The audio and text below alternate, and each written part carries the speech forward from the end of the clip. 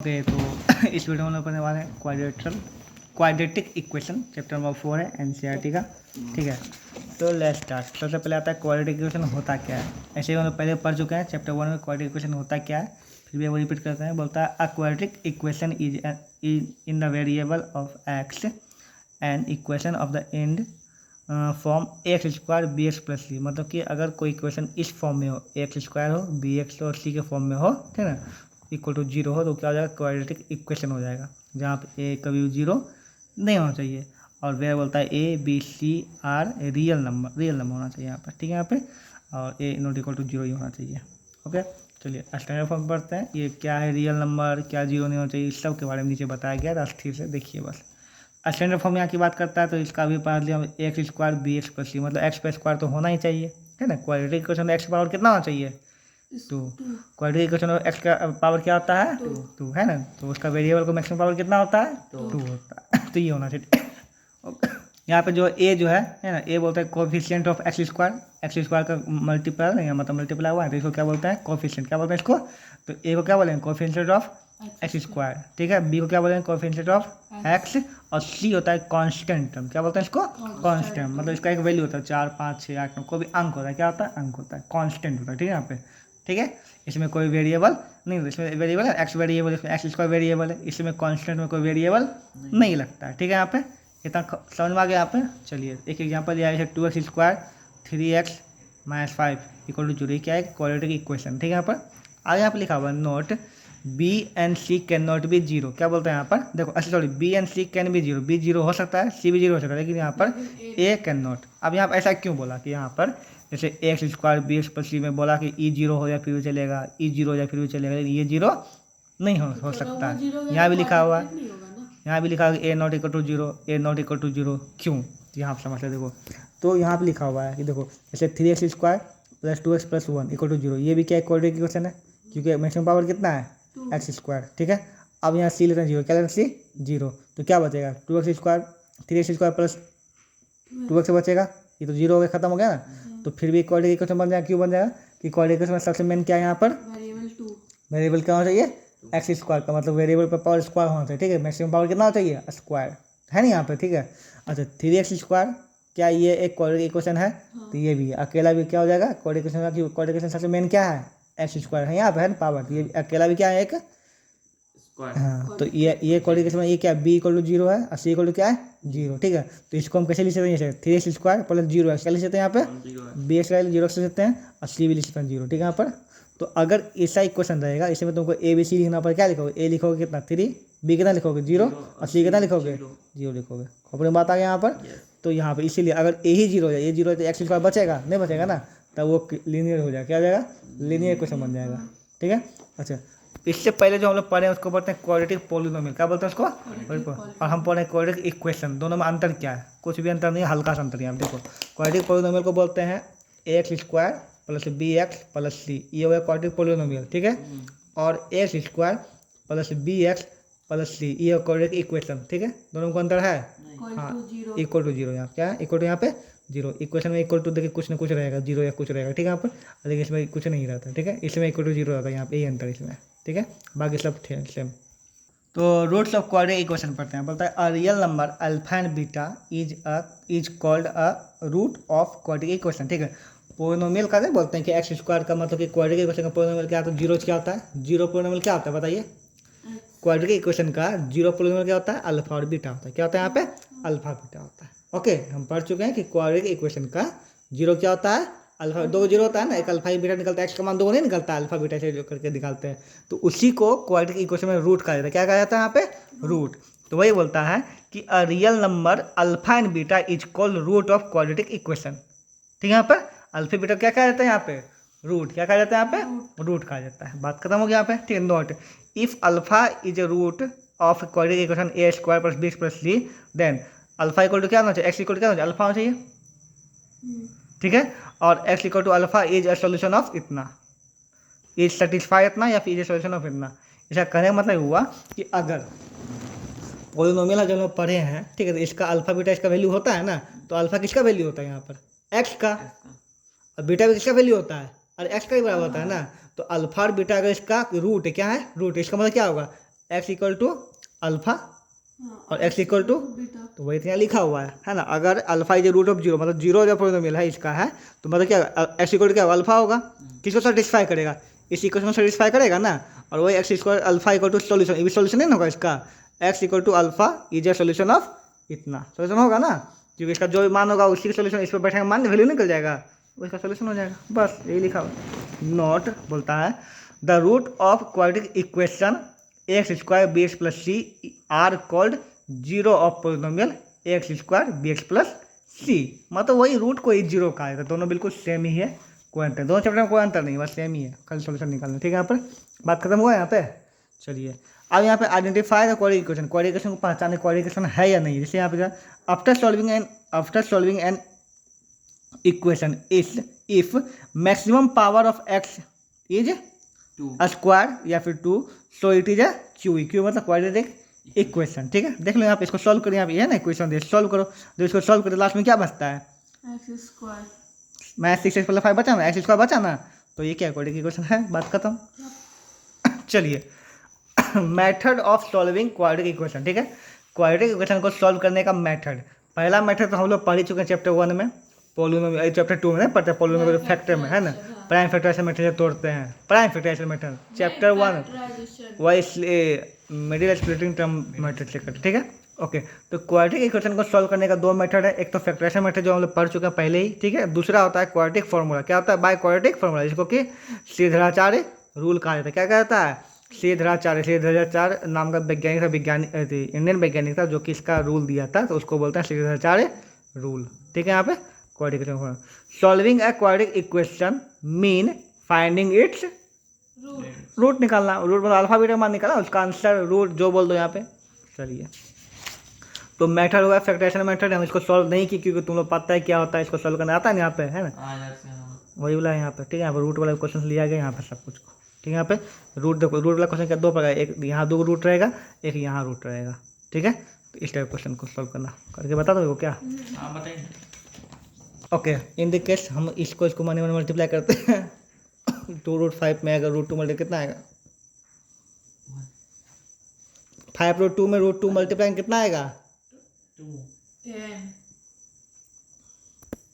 Okay, 5√2 में अगर √2 multiply करेंगे तो √2 हो जाता है ना, हो जाएगा। अच्छा हाँ, ये तो ये करता है 10, ठीक है। यहाँ पर तो ये हो गया इसका वैल्यू 10, तुमको 10 सोचना पड़ेगा। अब 7 को ऐसे तोड़ोगे 10 भी आना चाहिए मल्टीप्लाई करके और जोड़ कितना चाहिए 7, तो 5 ठीक है। यहाँ पे तो √2x² यहाँ क्या ले लेंगे 2 ले लेंगे x, यहाँ क्या ले लेंगे 5x + 5√2 क्लियर।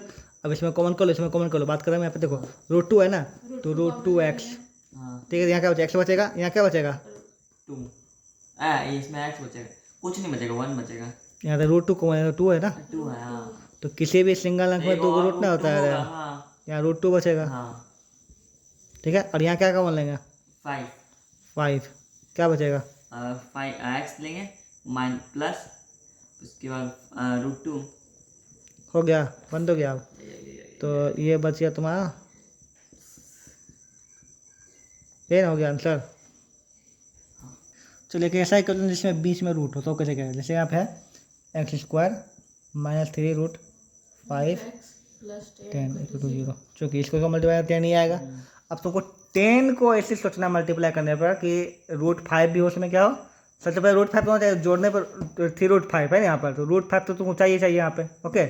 तो इसको ऐसे सोचना है कि जोड़ने उड़ने पर इतना आ जाए, जोड़ने घटाने पर, ठीक है। यहाँ पर अब मल्टीप्लाई करने पर कितना आ जाए, तो इतना तो पता है कि अगर माइनस इतना है ना, इसको अगर हम जोड़ या घटा में तोड़ते हैं, है ना, तो √5 तो दोनों अंक में चाहिए, क्या चाहिए √5 चाहिए ना, तो चाहिए। अब सोचते हैं अब, ठीक है, कि देखो √5 हो गया, √5 जब मल्टीप्लाई होगा तो 5 तो पहले से ऑलरेडी हमको पास है, 5 है ना, हमको 10 लाना है, 5 तो है ना, इसमें सिर्फ 2 मल्टीप्लाई कर सकते हैं हम, ठीक है। तो क्या लेंगे आप बताइए, इसमें 2 ले लेंगे, इसमें 1 ले लेंगे, ठीक है। तो 2 और 1 3 भी हो जाएगा, मल्टीप्लाई के 3 यहाँ हो जाएगा यहाँ पर, ठीक है। यहाँ पर और 2 गुना 1 2 भी हो जाएगा, और 5 10 भी हो जाएगा, ठीक है। लेकिन दोनों माइनस में क्या लेंगे, रीजन क्यों है, क्यों माइनस में यहाँ पे है ना, तो -2 -1 कितना हो जाएगा -3 हो जाएगा √5, और दोनों मल्टीप्लाई कितना है 10 आएगा, तो यहाँ पे देखो क्या आएगा बताइए, x square minus 2√5x minus 1 1 तो नहीं सकते खाली √5x 0। समझ गया। ठीक, बात खत्म हुआ। उसका इसमें क्या ट्रिक फिर से बता, देखो इसमें जो ईज है ना ये √5 है ना, पहले 2 बार लेना पड़े, मतलब √5 5 तो तुमको पहले से है, तुमको 10 लाने के बाद क्या चाहिए, 2 ही चाहिए ना, तो तुमको 2 में सोचना पड़ेगा कि ये भी आ जाए, है ना, तो क्या होगा बताइए 2 और यहाँ 1, 2 1 से 3 ना आ जाएगा, और 2 1 जा 2 भी हो जाएगा, काम खत्म हुआ। ये चाहिए यहाँ पर, ठीक है। उसके बाद कॉमन लेना है, एक्स स्क्वायर कॉमन ले लेगा यहाँ पे, क्या बचेगा एक्स माइनस 2√5, और यहाँ पे √5 कॉमन ले लोगे, ठीक है, तो क्या बचेगा एक्स माइनस 2√5। अब यहाँ पे ये बताओ 10 में से 5 लिए कॉमन, तो 2√5 कैसे बचा, 10 था, इसमें से हम √5 बाहर निकल कर √5, तो यहाँ पे 2√5 कैसे बचेगा, ये कैसे पॉसिबल है, तो बिल्कुल पॉसिबल। देखो 10 को हम लिख सकते हैं 2 × 5, हाँ 2 × 5 लिख सकते हैं, और 2 × 5 में से फिर √5 ले लो बाहर, क्या बचा, √5 बचा, इसे तुम दिमाग रखना पड़ेगा यहाँ पे, तो एक्स माइनस 2√5 हो जाएगा, और एक्स स्क्वायर माइनस √5 हो जाएगा, ठीक है, क्लियर। चलो, तो ये था तुम्हारा फैक्टराइजेशन मैट्रिक्स से सॉल्व करने का, जो कि तुम लोग जानते ही हो, रूट वाला सॉल्व प्रैक्टिस करो तो बन जाएगा अपना, ठीक है। यहाँ पे कुछ क्वेश्चन तो इस प्रकार से रह सकता है, जब इतना हैवी क्वेश्चन हो तो सबसे पहले तुमको उसको सॉल्व करना पड़ेगा इक्वेशन को, और इक्वेशन को इस फॉर्म में लाना पड़ेगा, इस फॉर्म में बराबर देखिए 0 लाना पड़ेगा, इस फॉर्म में आ जाएगा, उसके बाद जो तुमको क्या करना पड़ेगा, इसको सॉल्व करना पड़ेगा। एक तुमको करके दिखाते हैं, जैसे ये बोला नहीं आप क्वेश्चन, क्या बताइए 4x माइनस 3 2x प्लस 1, ठीक है, माइनस 10 इंटू 2x प्लस 1 और 4x माइनस 3 है इक्वल टू 3।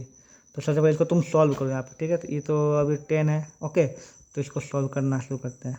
तो 4x माइनस 3 हो गया, 2x प्लस 1 हो जाएगा, ठीक है, यहाँ पे 10 में मल्टीप्लाई हो जाएगा, यहाँ पे क्या होएगा बताइए 20x प्लस 10 40x माइनस 3 है, 40 कैसे हो जाएगा, अच्छा 10 ऊपर में नीचे कैसे मल्टीप्लाई हो जाएगा, इक्वल टू 3 हो गया ना। अब यहाँ पे इन दोनों क्या कर देंगे, इधर एलसीएम ले लेंगे ना। एलसीएम, तो अलग अलग एलसीएम ऐसे मल्टीप्लाई में आएगा ना, 2x प्लस 1 4x माइनस 3 आएगा, ये तो पूरा ई कटा ई जाएगा ऊपर को, है ना, तो देखो 4x माइनस 3 4x माइनस 3 में क्या हो गया 4x माइनस 3 का होल स्क्वायर। तुमको समझ में आ रहा है चीज़, मगर क्या किया इसको कैसे आ गया यहाँ पे 4x इधर हुआ ना, तो इधर वाला ये तो ये कट गया, लेकिन ये मल्टीप्लाई हुआ तो स्क्वायर हुआ माइनस, ठीक है, और ये कट गया था, इतना इतना होगा ना, तो ये तो अलग अलग अंक है ना, तो लिखना पड़ेगा 2x plus 1 into 20x plus 10 ये लिखना पड़ेगा इक्वल टू 3, ओके। अब यहाँ पे इसको तोड़ दो, a plus B equal to क्या हो जाएगा a square 16x square plus 9 minus 2ab, तो 4 दूनी 8 दिया 24x, ठीक है, माइनस इसको भी मल्टीप्लाई करिए दो, चूँकि माइनस यहाँ पर सबको ब्रैकेट में लेना पड़ेगा पूरा को, ठीक है, 2 इंटू कितना आ जाएगा 40x स्क्वायर प्लस 20x नहीं है प्लस 20x, है ना, प्लस 10, और ये पूरा इसमें जाकर मल्टीप्लाई हो जाता है ना, ये नीचे पूरा जाकर यहाँ मल्टीप्लाई क्या आ जाएगा 3 इंटू ये वाला जो भी है, ऐसे इसको एक बार इसको सॉल्व नीचे करिए देता है, इधर करें, ठीक है, कितना आएगा 8x square minus 6x plus 4x minus 12, clear, ठीक है। अब इसको ब्रैकेट तोड़ दो, क्या आएगा 16x square minus 16x square plus 9 minus 24x, ठीक है, बोलो 40x स्क्वायर, आगे बोलो जल्दी। फिर इसके बाद 20x plus 20x plus minus अगर सबको माइनस कर देगा, minus 20x minus 10 minus 20x 2 बार है, दो माइनस 10 इक्वल टू 3। ये हाँ, अब pi 8x square 10x minus 6x plus 4x ओ माइनस तो माइनस 2x होगा, तो माइनस 12 अब इसको पहले सॉल्व कर लेते हैं और नीचे लगे यहाँ पर मल्टीप्लाई करके भेज देते हैं। तो 16 में से 40 जाएगा, ठीक है। यहाँ पे कितना आएगा -24x²। हाँ ये -24 है, माइनस इतना है, माइनस 20 40 और माइनस ये तो हो जाएगा 64x। 9 माइनस में है, प्लस में -1 = 3 इंटू टोटल 8x² -2x -12।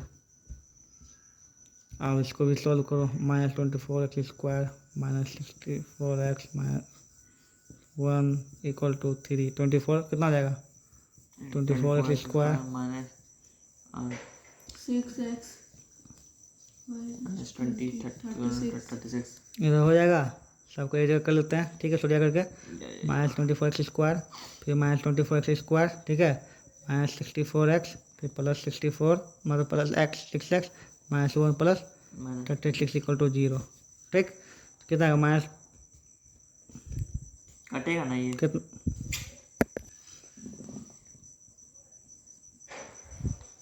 इसका ये होगा -60x 58x अच्छा 64 फिर इसके बाद +35 0 हो गया, ठीक है। इसमें से ले लो माइनस कॉमन ले लो, कॉमन तो 40x² + 58x -35 = 0। माइनस तो खत्म ही हो जाएगा यहाँ पे, ठीक है। इसको तुमको एलसीएम फिर इसको तोड़ना पड़ेगा तुमको। पैसा तो इस टाइप का कोई भी क्वेश्चन आएगा तो उसमें सिंपल सा रूल यही है, रूल यही सीधा इक्वेशन में ला वो वाला में उसके उसको सॉल्व करो, ठीक है। चलिए अब आता है यहाँ पे क्वाड्रेटिक इक्वेशन का पार्ट 2, जिसमें श्रेष्ठा रूल से हम लोग पढ़ेंगे, जो कि इसमें इंपॉर्टेंट भी है, ठीक है। कंसीडर करता है कि quadratic equation x² + bx + c = 0 है, ठीक है। By quadratic formula solution of इक्यू मतलब क्वाड्रेटिक इक्वेशन, ठीक है। क्या हो जाएगा बताइए, x = -α + β × √b² - 4ac/2 है। मतलब इसका एक सॉल्यूशन क्या हो जाएगा, x का मान सीधा ये हो जाएगा, ठीक है। ओके, तो हम तो जानते हैं यहाँ पे कि यहाँ पे चूंकि क्वाड्रेटिक इक्वेशन का दो का फॉर्मूला होता है, मैक्सिमम कितना होता है, 2 का आंसर होगा ना, एक अल्फा एक बीटा। तो यहाँ प्लस माइनस किस लिख दिया, अल्फा बीटा के लिए दिया ना। तो अल्फा के लिए क्या हो जाएगा बताइए, -b + √b² - 4/2 और बीटा के लिए क्या हो जाएगा बताइए, -b √b² -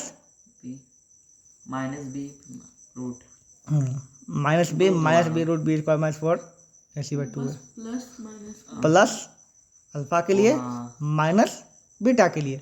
अगर दोनों एक साथ करो तो प्लस माइनस यहाँ लिख दो, उसका फिर तुमको अलग करना ही पड़ता है, ठीक है। चलिए इसी को ऐसे लिखते हैं, देखो x = -b + -√d/2 है। क्या लिख दिया यहाँ पे, तो b² - 4/2 क्या लिख दिया यहाँ पे, क्या लिख दिया d, b² - 4/2 क्या लिख दिया यहाँ पे d, जिससे कि where d is a discriminant. क्या होता है, d को क्या कहा जाता है, डिस्क्रिमिनेंट। इसका वैल्यू क्या होता है, d = क्या होता है, b² - 4ac। d का वैल्यू क्या होता है, b² - 4ac के बराबर होता है। d का वैल्यू क्या होता है, b² - 4ac के बराबर। डिस्क्रिमिनेंट इसको कहा जाता है, क्या कहता है इस पे कहा जाता है, ठीक है। यहाँ पे ओके, डिस्क्रिमिनेंट जो है वो बताता है कि इसका जो आंसर आएगा ना, रूट जो आएगा इसका आंसर कुछ भी आएगा, अल्फा बीटा जो भी आएगा, उसका नेचर क्या होगा, ठीक है। ये आगे वाले ग्राफ में पढ़ेंगे। इतना समझ में यहाँ पे कि यहाँ पे क्वाड्रेटिक इक्वेशन का जो है आंसर निकालने के लिए सीधा फॉर्मूला क्या होता है बताइए, -b + -√d/2 है ये वाला, ठीक है। जहाँ पर d क्या होता है, b² - 4ac, ये भी लिख सकते हैं या फिर ये लिख सकते हैं, दोनों में से कुछ भी लिख सकते हैं। ओके, यहाँ पर प्लस माइनस का मतलब क्या दर्शाता है आर्यन, प्लस दर्शाता है अल्फा के लिए, माइनस दर्शाता है यहाँ पर बीटा के लिए। ओके, तो अब यहाँ पर आता है टॉपिक नेचर ऑफ रूट। क्या होता है, value of d tell us nature of root.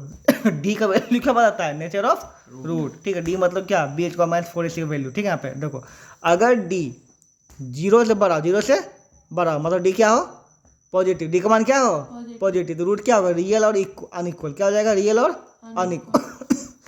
Real भी हो जाएगा और अनइक्वल मतलब अलग अलग आएगा। मतलब अगर 1 है 2 तो 1 क्या आएगा 3, 1 है 4 तो क्या आएगा 5, 1 है 9 तो आएगा 17। मतलब ये नहीं कि 9 नहीं आएगा, दोनों अलग अलग आएगा। क्या आएगा, रियल और अनइक्वल, इक्वल नहीं, अलग अलग आएगा, ठीक है।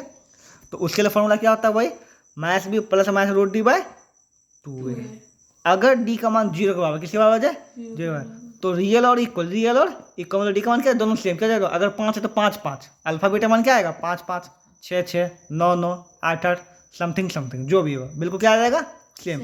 अगर डी का मान क्या आ जाए 0 आ जाए तो उस इक्वेशन में अल्फा और बीटा मतलब एक्स का दोनों मान जो क्या आएगा बिल्कुल सेम आएगा। उसके लिए डी तो खत्म हो गया, डी खत्म ना हो गया, डी 0 हो गया ना, तो क्या होगा फॉर्मूला होता है माइनस बी बाय 2a, क्या बन गया minus B bye 2a, both मतलब दोनों का वैल्यू वही रहेगा, क्या रहेगा माइनस बी बाय 2a। अरे बोथ के लिए क्या होगा माइनस बी बाय 2a, क्यों डी तो यहाँ खत्म हो गया, डी का मान 0 तो खत्म हो गया, यही हो जाएगा आंसर। ठीक है, माइनस बी देखो बन गया माइनस 2a बन गया ना, वही बन जाएगा यहाँ पे। ओके, अगर किसी भी इक्वेशन में डी का मान जो है माइनस क्या चीज में आ जाए निगेटिव हो जाए तो उसका कोई भी आंसर आ ही नहीं सकता, कोई आंसर आ ही नहीं, नो रियल रूट, और आंसर तो मतलब रूट निकाल ही नहीं सकते हैं। अच्छा ये क्या दिया गया, किसका फॉर्मूला दिया गया है, रूट मतलब वैल्यू निकालने का फॉर्मूला। ठीक है, तो वैल्यू दो कंडीशन पर पहला अगर डी प्लस में हो तो ये वाला जो बड़ा वाला हम लोग पढ़े अभी है ना B square minus 4ac bye 2 है यहाँ पे है ना, क्योंकि डी प्लस में है। लेकिन डी अगर 0, डी क्या हो जाए 0, तो यहाँ पर डी अगर 0 हो जाए तब तो डी का वैल्यू खत्म, तो माइनस बी बाय 2ac बनेगा, माइनस बी बाय 2a बनेगा ना, और दोनों बहुत इक्वल होगा। ठीक है, कि दोनों का डी का मान देखो, अगर डी का मान होता है प्लस माइनस होता है अलग अलग होता है। यहाँ पे यहाँ लिखा हुआ है क्वेश्चन में वाई रूट आर इक्वल, क्या बोलता है why root are equal and minus by 2a when 0 D equal to 0, अगर डी का मान 0 होने पर तो रूट इक्वल क्यों हो जाता है, और ये फॉर्मूला क्यों बैठता है, तो इसका देखो समझा पाता है। देखो रूट ऑफ क्या निकालते हैं, रूट ऑफ क्वाड्रेटिक क्या निकालते हैं minus B plus minus root D by 2 बैठाते हैं ना। अब डी बैठा दो 0, डी बैठा दो 0, डी जब 0 बैठा दी रूट का तो कुछ बचा, क्या बचेगा माइनस बी बाय 2 है। ठीक है, तो अल्फा के लिए माइनस 2 बी बाई 2 है, और बीटा के लिए भी माइनस 2 बाय, क्यों क्यों देखो यहाँ पे है ना अलग अलग था ना यहाँ पर। अब इसका मान यहाँ भी 0 यहाँ भी 0, तो जब ये 0 हो गया तो क्या बचा माइनस 2 बाय बी है, यहाँ भी क्या बचा माइनस बी बाय 2 है। और तो कुछ नहीं बचा, पीछे तो खत्म है। इसका प्लस और माइनस का अस्तित्व कब है, जब डी का मान प्लस में हो, क्या चीज में हो प्लस में, डी का मान कुछ होगा तभी यहाँ प्लस माइनस का कोई मतलब बनता है। और अगर इसका मान 0, इसका मान क्या है 0, तब कुछ बनता है इसका मतलब, तब तो माइनस बी बाय 2 है, माइनस बी बाय 2 है। तो इसीलिए डी का मान जब 0 क्या हो 0 हो तो फॉर्मूला क्या बन जाता है माइनस बी बाय 2 है, माइनस बी बाय 2 है, दोनों इक्वल हो, दोनों क्या होता है इक्वल हो जाता है। ठीक, अब यहाँ क्वेश्चन है इस पर समझता है कि फाइंड रूट निकालना है, फाइंड रूट ऑफ इतना, रूट मतलब क्या निकालना है एक्स का मान निकालना है, also write nature of root, nature भी लिखना है रूट का। ठीक है, चलिए तो नेचर ऑफ रूट निकालना क्या करना पड़ेगा, डी निकालना पड़ेगा हमको, D by B square minus 4ac बैठा दी, क्या है डी का मान कितना आया 21 बी स्क्वायर माइनस 4ac बैठा है, बी का मान जो था वो बैठा है ना 4a, देखो यहाँ ए का मान 9 हो जाएगा, बी का मान कितना आ जाएगा 80 का मान, तो उसी बैठा दिए D equal to minus B square 4ac बैठा दिए, माइनस बी स्क्वायर 4ac 7 का स्क्वायर 49 4ac बैठा, सबको कितना 121 आया, 121 तो पॉजिटिव में है डी का मान, और डी का मान पॉजिटिव में क्या होता है रियल और अनइक्वल, रियल और अनइक्वल है ना। तो सो द गिवन इक्यू मतलब quadratic equation has real roots, क्या हो जाएगा रियल रूट, तो नेचर ऑफ रूट निकल गया। और क्या रूट भी निकालना था ना, रूट निकल क्या फॉर्मूला होगा इसका बताइए, ई वाला होगा ना minus B plus minus root D by 2 है, तो minus B plus root D by 2 है, minus B minus root alpha का मान बीटा का मान दोनों बैठा के यहाँ क्या कर दिए निकाल दिए। ठीक है, माइनस बी 7 लिखे माइनस लिखे प्लस लिखे, रूट डी का मान कितना था 21 था, 121 था ना, और 2a का मान जो था बैठा सब बैठा, एगो आया 2/9, एगो कितना है -1, तो देखिए इसका अनइक्वल आया ना, रूट कितना आया अनइक्वल, एक कितना है 2/9, एक कितना है -1 है, अनइक्वल है ना, hence the root are 2/9 and -1। अच्छा है इसका इसका जो है इसमें ई वाला क्यों नहीं बैठा है, ई वाला क्या पता, क्योंकि वो पॉजिटिव है ना, 121 नेगेटिव थी ना, पॉजिटिव में आया था, अगर नेगेटिव होता तो ही बैठाते ना, नहीं तो वो 0 के लिए है ना, हाँ 0 होता तभी बैठा ठीक है। यहाँ पे दिया हुआ solve and write type of root, ठीक है, तो राइट ऑफ टू वही समझो क्या डी का मान निकालना है, क्या निकालना है डी का मान निकालना है, और नेचर उसके बाद कर देना क्या होगा, सेम क्वेश्चन है ना, यूजिंग क्वाड्रेटिक फार्मूला सॉल्व इतना, ठीक है, और क्या निकालना है सॉल्व क्वाड्रेटिक फार्मूला के ए का मान क्या हो जाएगा इसमें बताइए, यहाँ पे ए का मान क्या हो जाएगा ए बी, बी का मान क्या हो जाएगा यहाँ पे ए भी रखेंगे, बी का मान क्या हो जाएगा B square minus A C और सी का मान क्या हो जाएगा? बी। बी। माइनस बी सी। ई सी पूरा होता है, टोटल सी क्या होता है? पूरा होता है, पूरा सी होता है, ठीक है, माइनस बी सी। यहाँ पे एक्स स्क्वायर में जो मल्टीप्लाई होगा ये हो जाएगा ए का मान, ये हो जाएगा बी का मान, और सी हो जाता है पूरा जो भी लिखा हुआ है, ठीक है। यहाँ पे तो ए का मान क्या हो जाएगा? A B. बी का मान क्या हो जाएगा? B square minus A C और सी का मान क्या हो जाएगा? B C minus B C. Minus B C. तुमको बोलने में जाता है इस क्वेश्चन में इसको सॉल्व करना है, ठीक है। सॉल्व करने के पहले क्या करना पड़ेगा? इसमें क्या करना पड़ेगा पहले? डी का वैल्यू निकालना होगा वो फॉर्मूला से। पहले इसका सॉल्व करके क्वाड्रेटिक इक्वेशन बनाएंगे, उसके बाद फिर वही डी का मान निकाल तब बनाएंगे जैसे बनाना हो। पहले एक्स स्क्वायर वाला कुछ करेंगे, इसको सॉल्व करेंगे पूरा, एक क्वाड्रेटिक इक्वेशन आएगा जिसमें इक्वल टू 0 रहेगा, उसके बाद ही बनेगा। अगला टॉपिक है फाइंड द वैल्यू ऑफ के और एनीथिंग। कुछ हो सकता है यहाँ के दिए हैं, हो सकता है कि बोलते कि ए का निकालो, जैसे यहाँ देखो एक्स स्क्वायर प्लस के एक्स देते, के का मान निकालो, हो सकता है उसमें देते डी है ना, एक्स के ऊपर डी एक्स का है ना, कुछ भी दे दे यहाँ पे कोई वैल्यू, उसको निकालना है। तो कैसे निकालते हैं, ठीक है। यहाँ पे देखा दो तरीका वैन, पहला रूट दिया रहेगा या सॉल्यूशन दिया रहेगा, या जीरो, तीनों एक ही चीज़ हुआ ना, रूट हो या फिर इक्वेशन का सॉल्यूशन दिया हुआ या फिर क्या दिया हुआ जीरो, तीनों एक ही चीज़ हुआ ना। अगर रूट दिया हुआ तब कैसे निकालना है, और या फिर दूसरा क्या, अगर नेचर ऑफ रूट क्या दिया हुआ है, नेचर ऑफ रूट, ठीक है, क्या दिया हुआ मतलब डी का मान दिया प्लस माइनस जो भी, ठीक है यहाँ पे तब तो पहला केस वन में क्या आता है, वेन रूट और जीरो गिवन, ठीक है, समझ रहे आप क्या बोलता है, find the value of K for which x equal to 1, मतलब क्या दिया, रूट दिया हुआ है ना, एक्स इक्वल टू क्या दिया हुआ है 1, एक्स क्या है 1, एक्स क्या है रूट है, क्या है रूट, एक्स का मान दिया 1, ठीक है, इज ए रूट क्या है फॉर इक्वेशन इतना, ठीक है, fine also fine the other root, दूसरा मतलब दो रूट था ना, तो दूसरा रूट क्या होगा बेटा, चलिए एक्स इक्वल टू 1 दिया ना, given then put the value of x, है ना। अब इसमें देखो चूंकि इसका एक्स इसका आंसर है ना, तो एक्स का वैल्यू इसमें पुट कर देंगे, क्वाड्रेटिक इक्वेशन में इतना इक्वल टू 0 हो जाएगा, ठीक है। एक्स का मान यहाँ 1 इसमें पुट करो, ठीक है, ये सब पुट कर दिया यहाँ पे, तो के का मान आ जाएगा माइनस, कितना आ गया -4, -4 के का मान आ गया ना। अब क्या बोले यहाँ बताओ, also find the other root, तो देखो अल्फा इंटू बीटा होता है, सी वाई होता है ना, सी वाई बैठाओ, अल्फा मान 1 है, बीटा मान छोड़ दो, ठीक है यहाँ पे, और सी का मान कितना है 3, सी का मान कितना है 3, और ए का मान कितना है 1 बैठा, तो बीटा मान कितना आ गया 1 आ गया। Find the value of A and B, ठीक है, ए एंड बी निकालना है, for which x equal to इतना और एक्स इक्वल टू इतना, इधर एक्स क्या है कि इसको क्या बोलते हैं, रूट्स का है ये रूट दिया हुआ है, मतलब अल्फा बीटा दिया हुआ है, ठीक है, रूट और इतना इक्वेशन इतना का रूट दिया हुआ है, ठीक है, इसमें ए और बी का मान कैसे निकालना है, ए और दोनों का मान निकालना है कैसे निकलेगा ए और बी का मान, क्या करना पड़ेगा, अल्फा बीटा जब निकाले थे पिछला पेज में, अल्फा प्लस जैसे पीछे किए थे यहाँ पर के का मान निकालने के लिए एक्स का मान दिया हुआ है 1, तो वही एक्स का मान इसमें पुट कर दिया हर जगह, एक्स का मान यहाँ पर 1 पुट कर दिया, एक्स की जगह पर 1 पुट कर दिया, सब के का मान निकल गया, क्योंकि यहाँ पर सिर्फ के नहीं, यहाँ पे 2 है ना, तो 2 का मान तो कभी एक में निकलेगा नहीं, तो एक बार क्या रखेंगे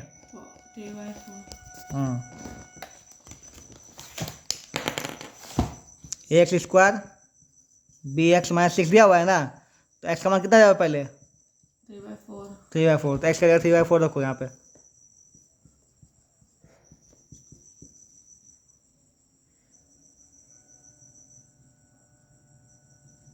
बोलो ना 3/4, इसमें सब बना रहे बोल क्या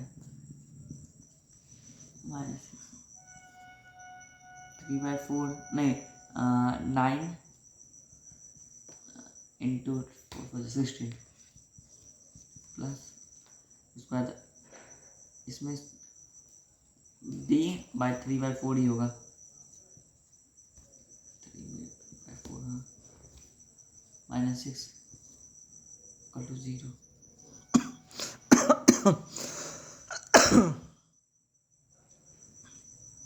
9a/16 प्लस 3b-4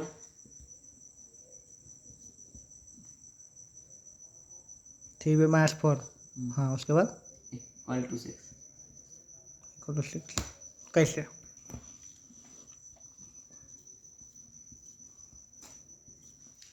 अब इसको एलसीएम करेंगे तो इसका एलसीएम आएगा 4 16 9 में फिर उसके बाद इसका आएगा, इसका 4 से मल्टीप्लाई करेंगे तो बनाया था 12 बी। इसका होगा इसको तो 6 से मल्टीप्लाई करना है ना, 6 की 36। कितना करेंगे 16 से 16 अरे हाँ 16 है ना। ये यहाँ चला जाएगा। हाँ। ठीक है, यहाँ पे ये तो क्या बचेगा, ये 16 खत्म हो जाएगा ना। हाँ तो 9a plus 12a B minus 96। 96। ठीक है, ये पहला क्वेश्चन आ गया। हाँ अब इसी तरह फिर एक्स का मान कितना रखेगी, 2। -2 फिर ऐसे का कुछ दूसरा क्वेश्चन आएगा, ए बी करके आएगा। अब इक्वेशन 1 इक्वेशन 2 को सॉल्व करना आता है ना, सब्स्टिट्यूशन मेथड से सॉल्व करके ए का मान निकाल दोगे, फिर बी का मान निकाल दोगे। ओके।